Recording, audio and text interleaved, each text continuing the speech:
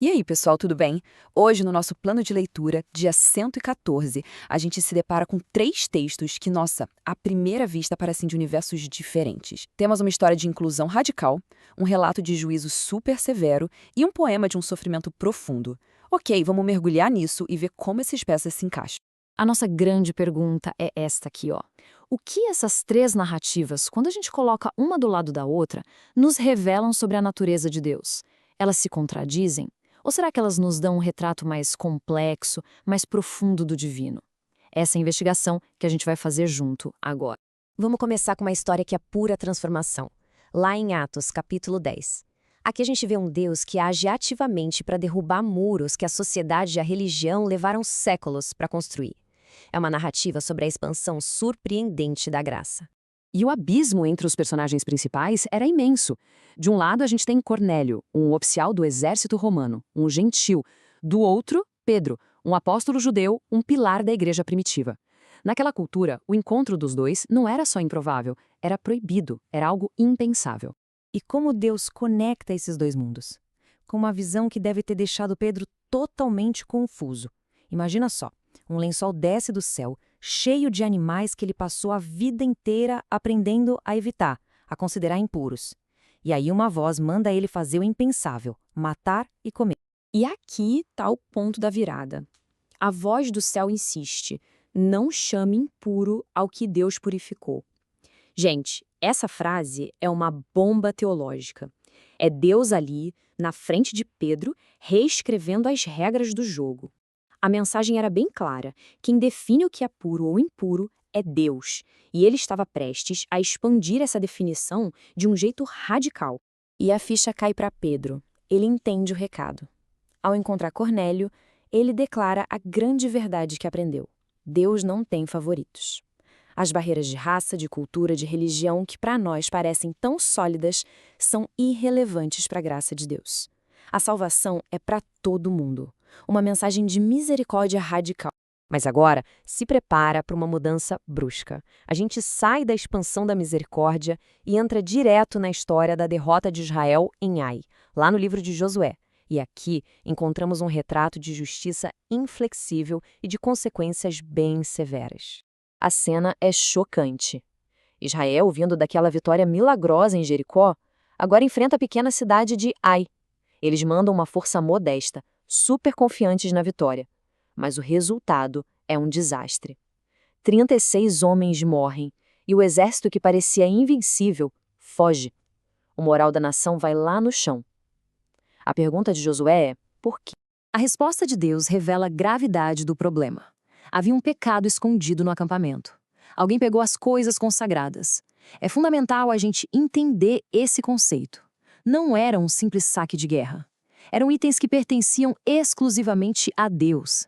Pegar esses itens era um ato de sacrilégio, uma violação direta da aliança. E o pecado se torna bem concreto quando a gente descobre o que Acã escondeu na tenda dele. Não era pouca coisa. Era uma capa luxuosa da Babilônia, mais de 2 quilos de prata, 600 gramas de ouro. Ele cobiçou e pegou para si o que era de Deus, e essa atitude de uma pessoa só teve uma consequência coletiva devastadora.